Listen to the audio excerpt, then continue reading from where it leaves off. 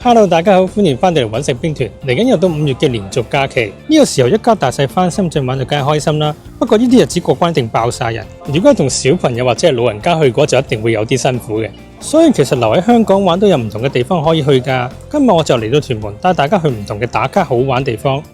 好多其他 YouTuber 介紹環外橋嘅時候呢，都一定係放到係短片嘅最後嘅。因為佢夜晚一定係最靚，但係其實我就覺得日頭同夜晚係有唔同嘅感覺。日頭影相都有一種唔同嘅風格，影到唔同嘅海景。挨近傍晚嘅時候都可以睇到日落。如果靚景嚟講嘅話，呢度一定係屯門區嘅首選。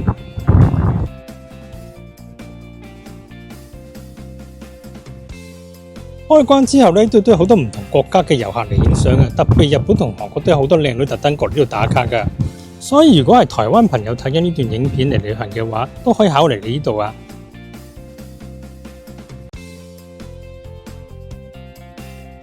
有啲朋友擔心嚟到呢一度呢個電話會唔會收得唔好㗎？其實唔會嘅，我電話嚟到呢度都係收到爆晒嘅。如果係擔心上網問題嘅話，就可以試下今日我哋介紹呢一個嘅贊助嘅客戶。平時去旅行，大家可能都會買實體嘅 SIM 卡，或者去到當地先租 WiFi 蛋，但係實體 SIM 卡每次去到安裝嘅時候都好麻煩，仲會驚唔見咗添。今次我哋介紹一個叫做 Sunny eSIM 嘅服務，只要安裝 Sunny 嘅 Apps， 選擇想要嘅方案，並且設定目的地嘅國家，喺線上俾錢之後就可以即刻用，1分鐘之內就可以搞掂㗎啦，完全唔使當地再去買 SIM 卡，亦都可以唔使再去掹來掹去嘅麻煩。好似我哋上次去台灣就用到佢，網絡非常之穩定又方便，而且費用都非常之合理。佢仲提供24小時線上客服支援，有任何問題都可以隨時聯絡到佢哋㗎。另外 Sunny eSIM 佢哋入面都有呢個 VPN 功能。對於重視上網私隱嘅朋友嚟講就啱晒啦，佢哋就唔使驚呢個惡意網絡嘅攻擊。依家只要經我哋嘅專屬連結 sunny.com/kk 或者用我哋嘅專屬優惠碼卡卡，就可以有呢個85折嘅獨家優惠。記得打開影片下面嘅資訊欄同埋留言區連結，就可以即刻體驗到㗎啦。去完環外橋，梗係順便過埋呢個輕鐵總站度影相啦。呢度都有唔少嘅影相位，特別輕鐵行緊嘅畫面呢度好多大小朋友都會特登過嚟呢度影嘅，嚟到梗係更加唔可以錯過啦。咁難得過到嚟，而家順便去埋蝴蝶灣呢一面啦。細個就會成日過嚟呢度燒嘢食嘅。其實呢度都係一個唔錯嘅地方，環境舒服，過嚟空氣都清新啲嘅。咁我哋嚟到拍片啦，或者係影相呢，效果都唔錯㗎。跟住就可以順便嚟埋呢個兆禧運動場，咁佢係早2年落成嘅。除咗唔同嘅影相位之外，佢哋知道仲有一個籃球場啦，亦都係一個小童嘅學單車嘅地方。咁你見到個顏色好繽紛啦，亦都係非常之適合影相嘅。嚟到就順便嚟埋啦，可以。咁如果一早已經嚟環外橋玩嘅朋友咧，頭先玩一輪之後應該都開始肚餓啦。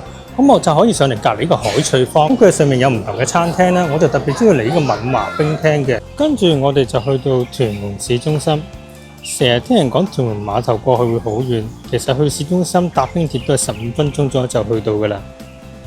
火車行過嚟其實就已經係一個公園嚟㗎啦，呢度附近有個爬蟲館就最啱親子過嚟一齊玩嘅。大人入去睇呢，其實呢就行10分鐘左右就已經睇晒，不過小朋友入去呢，就可能要玩成半個鐘，因為佢做好多吸引仔嘅遊戲嘅。